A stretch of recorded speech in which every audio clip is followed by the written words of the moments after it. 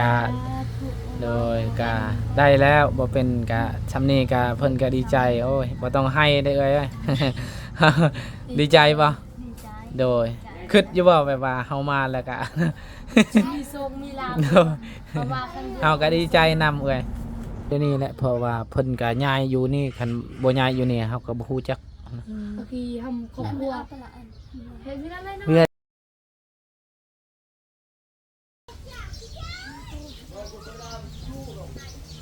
เอาพี่น้องเปิดคลิปเปิดภาพมาวันนี้ก็มาพบมาพอกับเฮาคือเก้าพี่น้องเนาะตอนนี้เฮาก็อยู่ที่บ้านของน้องเอิงแม่น้องเอิงนี่แหละพี่น้องก็ครั้งแรกแหละที่ได้มาเนาะเพราะว่าเฮาก็บ่ฮู้พี่น้องเอ้ยเนาะก็ถามเขาเจ้านี่แหละ ถามเขาเจ้าเอากระทึก ถาม แต่เป็นนี่ยันแบบว่าบ่ฮู้เพื่อนเนี่ยก็โทรหาทางทีมงาน อาจารย์แล้ว อาจจะเล่านี่แหละเอาก่อนอื่นกับทักทายสบายดีเด้อสบายดีและสวัสดีพ่อแม่พี่น้อง FC เมิร์ดสุขูสุขคนบ่ว่าอยู่ในและก็ต่างประเทศก็ยินดีต้อนรับเข้าสู่ช่องพอน้องไซคือเก่าเนาะวันนี้เฮาก็ชื่อเป็นที่เรียบร้อยแล้วพี่น้องก็ชื่อกุ้งกาซื้อเป็น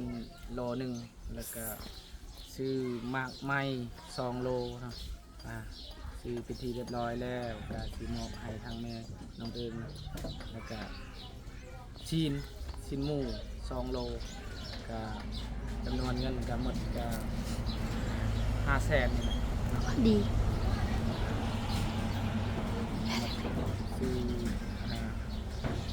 ซื้อกุ้งกับโลหนึ่ง200,000พี่น้องแพงเลยกุ้งโลแต่ว่ากุ้งใหญ่เนี่ยไปนำกันพี่น้องกะเพิ่งก่อนเอากะบ่ได้เคยไปจ้าเพื่อบางเป็นนะกะจำนวนเงินกะยังเหลือ2 ล้านนี่แหละพี่น้องกะที่มอบให้ทางแม่น้องเอิงนี่แหละพี่น้อง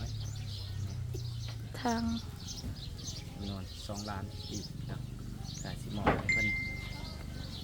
กะสบายขอบคุณเด้อทางอายเนาะที่ฝากเงินมาให้บ่าวมุคงสะพานบุญให้เนาะก็ขอให้อายอยู่ดีมีแห้งปลอดเจ็บอย่าได้ความใครอย่ามีเพราะว่าอายสิเฮ็ดธุรกิจการงานได้ก็ขอให้ประสบความสำเร็จหน้าที่การเงินและการงานเนาะเงินที่อายฝากมาที่ท่านก็ขอให้กลับคืน100 เท่าพันเท่าเด้อเนาะสิ่งสำคัญก็ขอให้สุขภาพแข็งแรงเมื่อครอบครัวเนาะขอบคุณเด้อทางไอติงเนาะเพิ่นกะไล่แล้วเพราะว่าทางเพิ่นฝากมาทางจันลาวเพิ่นสะพานบุญให้เนาะตอนนี้กะเพิ่นกะฝากมาให้ทางดาวมุคงเนาะสะพานบุญกัน ถือว่าใจดีแฮง ขอบคุณหลายๆเนาะเพราะว่าบางมุคงกะบ่เคยไปบ้านเพิ่นแค่เทื่อเนาะกะไปนำกันเนาะไป จักเป็นเฮ็ดอันยังลูก มาเลยบ่แต่ให้ สบายดีเด้อ โดย สบายดี ครั้งแรกเลยเฮามาที่นี่ ฮู้อยู่บ่เฮาบ่ฮู้บ่ เราก็ครั้งแรกมาพี่น้องเพราะว่าบ่เคยมาจักเทื่อทำเขาเจ้าว่าไปใส่แม่แม่เบิ่งเพิ่นว่าก็ถามหาอาจารย์ลาวเพิ่นว่าแม่แล้วเพิ่นลังนี่แหละ ทำก็เจ้าว่าไปให้แล้วบุกมันบ่เออ เป็นอะไรมันช่วงนี้ ขายได้เท่าไรปีนี้ ไม่ได้เฮ็ดแต่ปีนี้ เพชรกระลึบทุนนะ ขออนุญาตทานกินกับดีเนาะเดี๋ยวจะคนลงจ้ะกี่คน แนะนำแม่ซื้อเจ้า คอยซื้อบุญพงษ์เนี่ยพอน้องไส้นี่กับน้องไส้มา2 คนพ่อลูกนี่แหละ ครั้งแรกที่มาเป็นไรกินข้าวกินน้ำเลยกินอาหารย่างตะแรงหอย การก็คือ มื้อนี้ก็คือสิได้กินอาหารแซ่บอยู่เนาะ ดีแล้วมื้อนี้ก็ได้กินอาหารแซ่บแล้ว โอ้ยถึงไงยันมากินมาจัก ใช่ บอก ไปเอาใส่ไป ถึงไงเพิ่นก็ ไป ได้ เอาอาหารให้เพิ่น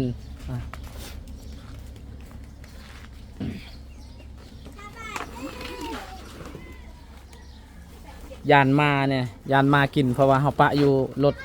เขาไม่ได้ปะอยู่เบาะรถคันว่ามีรถใครแน่พี่น้องเลยอ๋อพอดีเลยมาวันนี้ เห็นเพิ่นหากนมาแต่ไห้แต่สวนอ่ะเบิ่งมาน่ะไป พาขึ้นเรือนแม่ที่ใส่เรือนตามน่ะเข้าไปขึ้น ขออนุญาตขึ้นเฮือนเด้อ เอาเลยจะน ขออนุญาตขึ้นเฮือนเด้อเอ้ยอันอยู่อันน่ะอยู่จักคนก็เฮือนเจ้านี่ ำหาคน5 คน อันนี้ก็กุ๊กซื้อมาตีเวียด2โล อันนี้ก็แม่นกุ้ง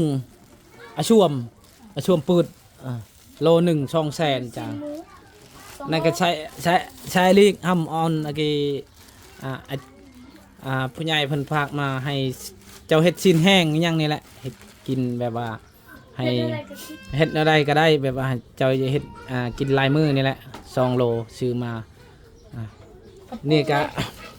หมักเกี้ยงซื้อ2 โลซื้อให้เพิ่นซื้อมาฝาก นี่ เจ้าฮู้บ่ไฟฝากเงินมาให้นี่บ่ฮู้บ่ เอาเอิ้นผู้เก่าหั่นแหละผู้ เราลืมอาจารย์เรามอบให้นั่นแหละผู้นั้นแหละนี่เด้ เพิ่นก็ลายเทื่อแล้วเพิ่นพากมาเงินให้ เคยกิน นะ ซ้ำ โดยเคยกินบ่กุ้งนี่ เคยกิน โดย จะกินอะไรเด้ อ้าวกะ กินอะไรก็กิน เบิ่งเปิดไฟก่อนพี่น้องเพราะว่ามันมืดอยู่เฮือนนี่กะ โอ้บ่ไปข่อยก็อยากอยู่ได้พอเจ้าคือซื้อเฮาเลย อ่าบ่อันเจ้ามีผัวเหรอขออนุญาต ปะแล้ว ผัวปะแล้ว โดยโอ้ครั้งแรกนี่แหละบ่าวมันคงมาอยู่นี่กะโอ้ ปัดกุ้งสดเลยเนาะพอเนาะ โดย กุ้งสดได้บ่เคยจับเลย แสดงว่าเจ้าอยู่กับลูกเนาะโดยโดยสีเนาะชื่อเนาะจักจักบ่ฮู้แล้วเฮากะจักปีแล้วจ้ะ 30 ปี บ่เฮาก็30 ปีนี่ประมาณ31 32นี่แหละเฮา ก็ได้จับสิ ก็ถึกแล้วก็เป็นก็ได้เนาะ เอออันนี้จะเป็นมะเขือโอ้โหมีลูกเพิ่นเนาะ โดยอันนี้ลูกเนาะ จะจี้จุกอะไร เด้อ โอเค อันน้องเอิงอันเราเป็นผู้หญิงบ่โดย ไม่ใช่ โดยมาพี่เลย มาพี่ลูกมาโอ้สบายดีปะลุงเลยโอ้งามเนาะอ้าวนั่งอยู่นี่สบายดีโดยโอ้ ชื่ออะไรนี่ ตึ้งตึ้งสตุกเอาตึ้งตึ้ง ตึ้ง อันนั้นเอิงเนาะโดย เนาะผู้ดีผู้มีสำคัญเนาะ เนาะอันแต่เก่าเจ้าเอาผัวอยู่บ้านใดอะ บ้านเดียวกัน บ้านเดียวกันเนาะโดย อายเจิงเลย โดย ชายของบ่าวเจือกอัน โดยเป็นอะไรคือว่าปะห่างกันแบบว่า ตาให้นอนอยู่เพื่อน โดย คันได้เงินก็ให้นอนบ่ได้เงินก็ให้นอน โอ้นั่นอีกเนาะ ไรนี่เลย อ๋อโดย ให้ลงได้เงินละให้ลงไว โอ้ ๆถ้า เนาะ ไม่ได้ไวลงก็ไปถึกพาที่เด้อ โดยอ๋อเดี๋ยวนี้เพิ่นเอาเมียอะไรสร้างครอบครัวมายัง เนี่ย โดยเพิ่นเฮ็ดหยัง ปะ ช่วง กั นี้ นละจักปีเลย และ2 เดือน 2 เดือนบ่โดยแต่เก่าอันน่ะเจ้าอยู่พุ่นบ่โดย กินข้าวแล้วนะจะđòi chưa mới đăng thế vào liều ta đang เพิ่นก็บ่ฮู้ภาษาลาวเนาะ ฟังได้อยู่บ่ ลูกเอื้อยอยู่น้ำเอื้อยมันบ่4 คนโดย มีแต่ผู้หนึงน่ะ 4 คนก็คนลานก็คือ และมันเนี่ยอะไร นะอันก็ตัวมันก็อายเฮ็ดเอาไปใช้ นี่บ่โดยสบายดีเด้อ โดย ชื่อน่าได้หรอ ทั้ง เทิงโดยเทิงเอิงเนาะ ดอกเขานอนแล้วเมื่อย โดยดอกเพิ่งบ่นะโดย เอ้าเจ้าคือว่าดอกผล อ่ะ ก็ได้ยินแม่เพิ่นว่าดอกเพิ่งก็ว่าดอกเพิ่ง แม่น้องเอิ้งไอ้ก็ไอ้ทำ เออไผทีมงานเคยเข้ามาบ่ทีมงานทางทีมงานไผแน่เคยเข้ามาอยู่นี่มีแต่บาวลาวบ่บ่เสียงโดยเอากับครั้งแรกแล้วมานี่บ่ฮู้ซ้ำเพื่อน เพราะว่าเจ้าก็บ่ฮู้เนาะเฮานะเคยเบิ่งอยู่บ่คลิปเฮาเคยเห็นบ่ เคยบ่มีโทรศัพท์ บ่โดย มีโทรศัพท์ โดย เฮาชุไลก็มาทางพุ่นและเฮือนอาเจืองพุ่นมาแวะมาดินมาถ่ายคลิปอิหยังนี่แหละแต่ว่าครั้งแรกเฮาก็มาพี่โอ้มืดแท้เฮือนเจ้าเนาะ นี่ไฟฟ้าอยู่เลยเอาอุ้ยเอาไปตั้งเร็วๆพอๆให้กันของตามกันออก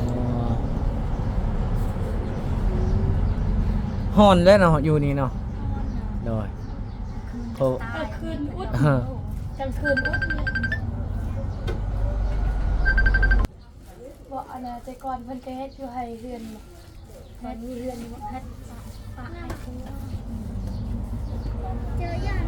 ตายตัวแล้วเฮือนง่ายอยู่บ่เดี๋ยวนี้เฮือนให้ปัจจุบันเฮือนอายแล้วอายไปใส่ อายไปยำกับ เพิ่นบ่ได้อยู่แล้วบ่นี่น่ะของหมายอาคารอยู่นี่ คนอายเวลาหาอายอยากอยู่เอาเอ้ย โดย บ่แม่นเฮือนเฮาเป็น บ่แม่นเฮือนเจ้าแท้ๆเนาะโดย เพราะว่าอยู่อาศัยเฮือนอายเนาะช่วงนี้โดย คันเพิ่นเอาเฮือนนี่เสียจังได๋บัดนี้ เขาแน่ โดย คันเพิ่นเอาเฮือนนี่จะเสียจังได๋ เขาไปอีก ไปใส่ คือไปกับดินก็บ่มีย่างก็บ่มี โดย และอันยาคันโนพี่ลงเลย น่าอาดแหละ ยังบ่ฮู้มันสิอยู่ กะ แค่นั้น ก็คือว่าแล้วก็อยู่อาศัยก่อนแล้วเพราะว่าคันมีเงินมื้อหน้าก็เฮ็ดเฮือนต่างหากก็สำบายเนาะเฮ็ดอยู่เว้าเป็นที่เรียบร้อยแล้วบ่เขียนใบหญ้าห้างเรียบร้อยแล้วบ่กับผัวเจ้าโดยคือว่าแบบว่าปะกันแบบว่าอันนั้นซื่อๆนะแล้วก็กลับคืนบ่แม่นเนาะโดย ไม่อยากห่างแล้ว ทางเลย กวายนะสิบ่กล้าปานใดพี่น้องนี่ตา เห็นลูกคอยนะบ่ได้ว่าวาง บ่ได้อุ้มบ่ได้หยังแบบนั้นโอ้ใจแค่นี่เนาะ กินขนมกับลูกบังลาบ่ได้ให้เลย โดย เพิ่นบ่ได้กินยาบ่ คือคอยกับบ่ฮู้คือกัน โดย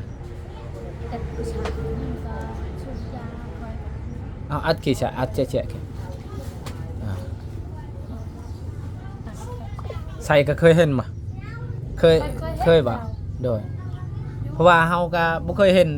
เบิ่งแบบว่าเลื่อนคลิปเบิ่งคลิปอาจารย์ลาวเบิ่งก่อนว่าแม่นบ่ อันนั้นจึงเห็นแบบว่า จึงจื้อนะถามเขาเจ้าว่าโอ้จักตัวใดเด้เฮาก็บ่ฮู้คือกันเนาะ แต่ก่อนเพื่อนน่ะนะเพื่อนแม่เลยอยู่ไสอยู่ตอนนี้ พ่อก็บ่ได้นอนนั่งตลอด โดย วานนี่แหละจนอยากตาย เป็นหยัง คิดเจ็บเลย บ่แล้วเป็นหยัง เจ็บเป็นบาดพี่จานบาดอย่างโอ้ยบาดตับเลย บ่เราเป็นโรคตับบ่ เออ โดยดนแล้วเราเป็น โดยจักปีล่ะ ฮอดโอ้ยหาชิบ บ่โดยก็เฮาสิลองเบิ่งปรึกษาเบิ่งทางผู้ใหญ่อยู่พังไทยเพิ่นก็เป็นหมอสมุนไพรนี่แหละ ลูกตา ก็โรคตับแล้วก็สิปัวได้อยู่แล้วตามเบิ่งนี่มีแต่ว่า เขาสิถาม ถามเบิ่งก็เราสิกินอยู่บ่แบบว่า ทางผู้ใหญ่ทางพ่อพี่ลมนี่แหละเพราะว่าเราก็เป็นหมอยาสมุนไพรมีหยังก็เพิ่นก็สิโทรหาเพิ่นนี่แหละปรึกษาเพิ่นเรื่องยาสมุนไพรแล้วปัวได้หมดแล้วว่าทุกชนิดแล้วปัวแต่ว่าลูกตับนี่บาบุญคงก็ยังบ่ฮู้แต่ว่านิ้วนี่ก็พอฮู้อยู่นิ้วเพราะว่าเอื้อยเฮาก็เราเป็นนิ้ว แม่ กิน ดีแล้วเลย กินยาแล้วก็ดีกินยาทางพ่อพี่ลมนี่แหละเพิ่นแนะนำให้ เยี่ยมตลอดเลย แนวยามหน้าเนียม เสือกไปเสือกพี่ที่ทำเสือกก่อนเสือกไอ้เดี๋ยวเขานั่งเอา อ๋อเพิ่นว่าเพิ่นให้ตลอดกลางคืนคิดลายเพราะว่ายันแบบว่า ลูกใหญ่และ คนใหญ่ ลูกเพิ่นใหญ่แล้วก็ยันเขาจะเอาคืน ลูก ก็คือว่าแหละก็เพราะว่าเราก็เฮือนชานกับบ่มีเนาะก็ยันแบบว่าเขาจะเอาคืนก็สิเป็นหยังบอกว่าเราก็บ่ได้เอาดอกก็ลูกเฮาก็เบิ่งและพอแพงเราก็อยู่พอบ่แพงเราก็บ่กล้าอยู่ดอกก็คือเฮานี่แหละ ว่าอื่นอากีเราไปก้อนอากีก้อนอายอันนี้เถื่อก้อนอายอันเถื่อเถื่อ โด ก้อน ยโด อาย ย แน่ไหน โดยเข้าใจบ่ เข้าใจแล้วเพิ่นคิดเพิ่นยานแบบว่าคันว่าลูกของอายเพิ่นใหญ่แล้วก็เพิ่นสิเอาคืนเฮือนแล้วก็แบบว่าเอาเมียแล้วเจ้าบ่มีบ่อนอยู่ความหมายแบบนั้นบ่โดยขอบใจหลายๆเพิ่นว่า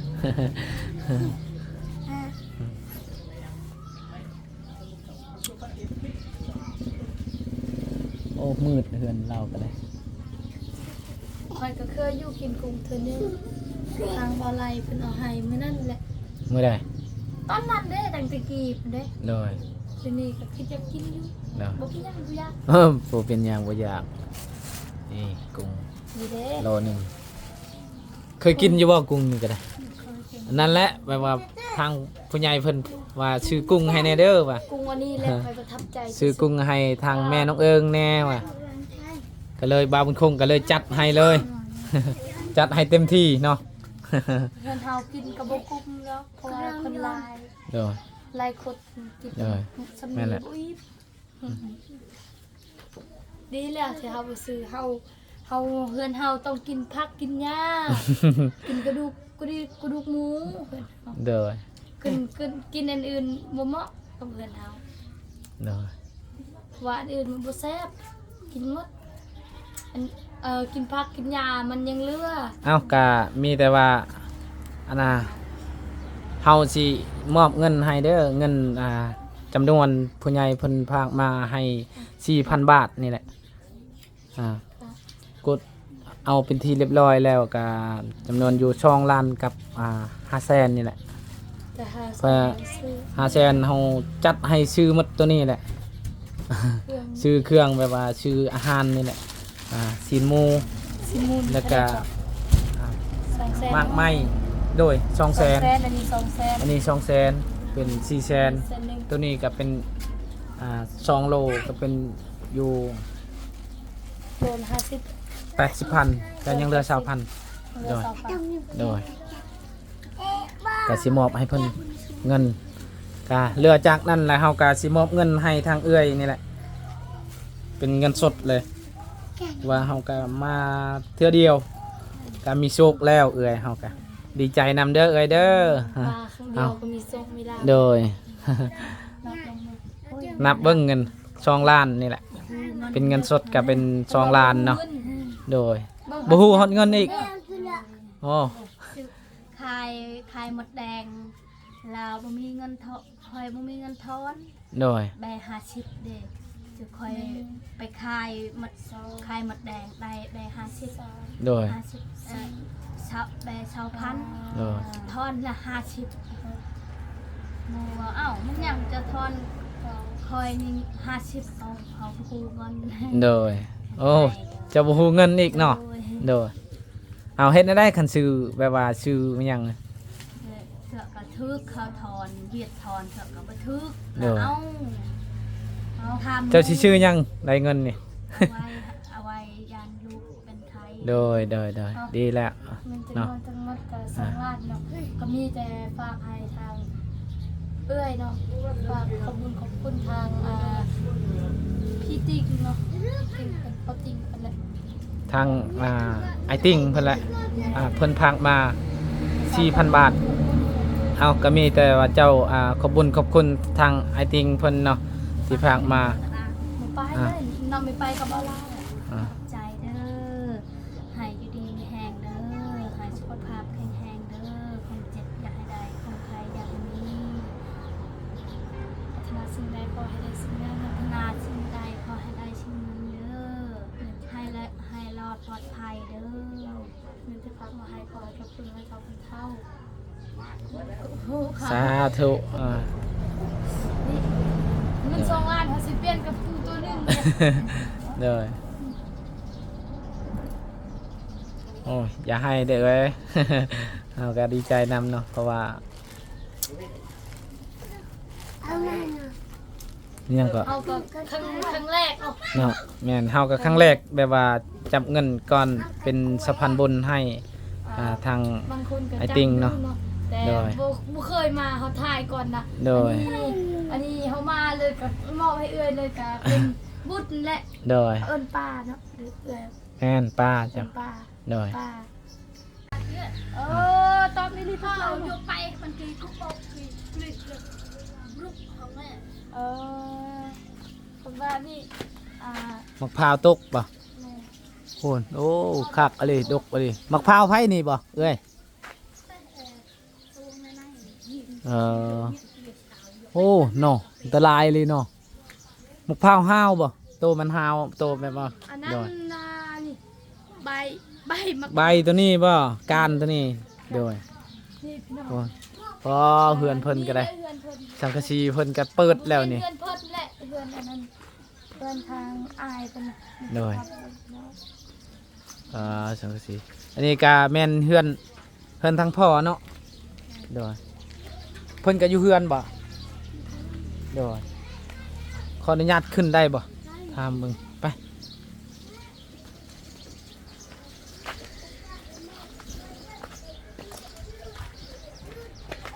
ปพาขึ้นแน่อยากเบิ่งแบบลาวแล้วก็สิถามอาการลาวเนาะเพราะว่าเฮาก็สิเบิ่งแล้วก็สิถามเบิ่งทางปรึกษาเบิ่งทำพ่อพี่ลมโอ้เจ็บตลอดเนาะเนาะโอ้จอยเราเนาะสบายดีเด้อพ่อแปะทติยวดเจ้าโอ้ เบะอ่ะ ลุกได้ป่ะพ่อ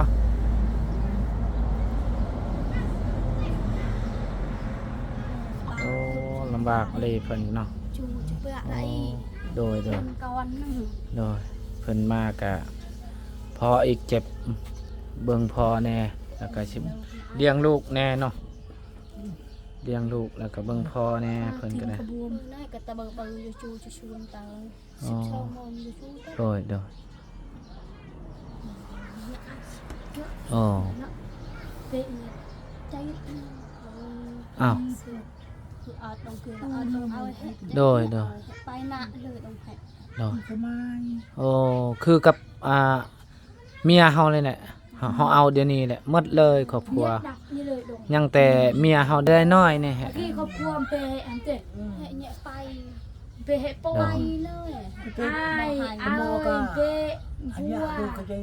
หมอให้ โดย เดี๋ยวมาเลยก็จะ โดย ดงก็อันไหนเอาเด้อ เอาให้ เอาไหน อืม กินอยู่ โดย ยันเนี่ย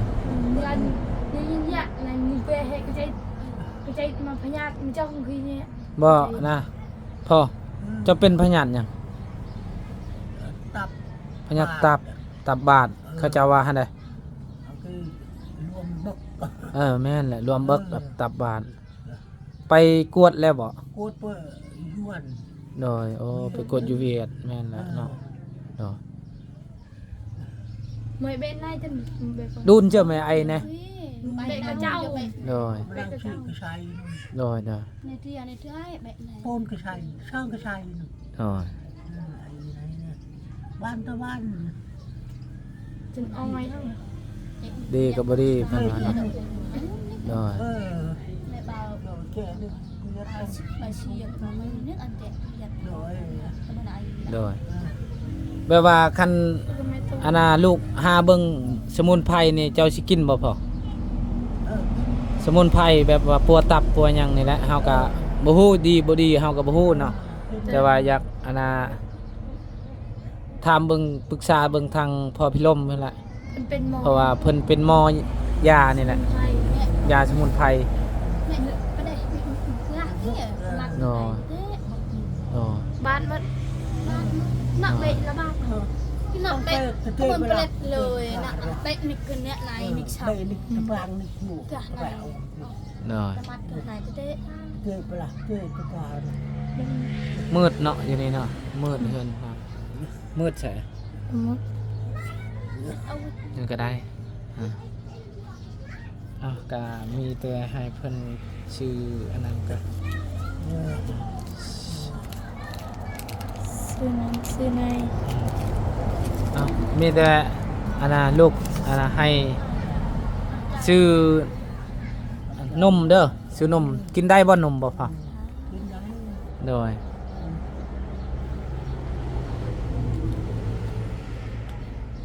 เดี๋ยวลูกกาสิอันน่ะเมื่อแล้วก็สิปรึกษาเบิ่งทางพ่อโทรหาเพิ่นก็สิมาอีก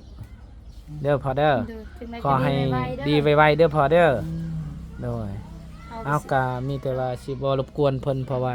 เพิ่นก็เจ็บแน่พี่น้องเอ้ยโดยทางเอื้อยเพิ่นก็โดยทางเอื้อยเพิ่นก็คิดอีต้นอยู่คือกับน้องดาวนี่แหละเมื่อเฮือนล่างก็เจ็บอีกเนาะจักสิพึ่งไผบัดนี้ แม่ก็เสียแล้ว พ่อก็เจ็บแล้วบัดนี้มีแต่ว่าพี่น้องเจ้าจะคนเด้อโดย2 คนเนาะผู้ชายบ่ ยังชามยังชีกับผู้ชาย โดย เข้ามาลิ อ้าวก็มีแต่สิกลับก่อนได้เอ้ยเพราะว่าค่ำมืดแล้วเฮาก็สิโดยเอาดีไวๆเด้อพอเด้อโดยไปพี่น้องก็ค่ำมืดตาแล้วยังสิพุ่นละ เมื่อเพื่อนเลยเบิ่งไอ้ล่างเพิ่นเฮ็ดเพิ่นก็มันเพิ่นเทพื้นเนาะ บ่เฮาก็ยังสิไปหาทีมงานก่อนเพราะว่าเพิ่นโดยเพิ่นอันน่ะซื้อเป็ดแล้วโทรหาบาวบุญคงมาลินนำเด้อว่าเอากะ สำหรับคลิปนี้ก็สิขอโตลำลาไปก่อนเด้อจังไดก็ขอบคุณทางพ่อติ้งเพิ่นหลายๆเนาะที่ไว้วางใจในทางพ่อน้องไซเป็นสะพานบุญให้กับพ่อให้อยู่ดีแห้งมันก็มีพุทธาสิ่งใดขอให้ได้สิ่งนั้นเด้อเป็นนี้ต่อไปขอให้ลำรวยๆเด้อเอาสำหรับคลิปนี้ก็สิขอโตจบคลิปเป็นสำนีกันเด้อขอบคุณพี่อยากจะบุญ FC ทุกท่านที่ติดตามนะครับสำหรับคลิปนี้ไปแล้วเด้อสวัสดี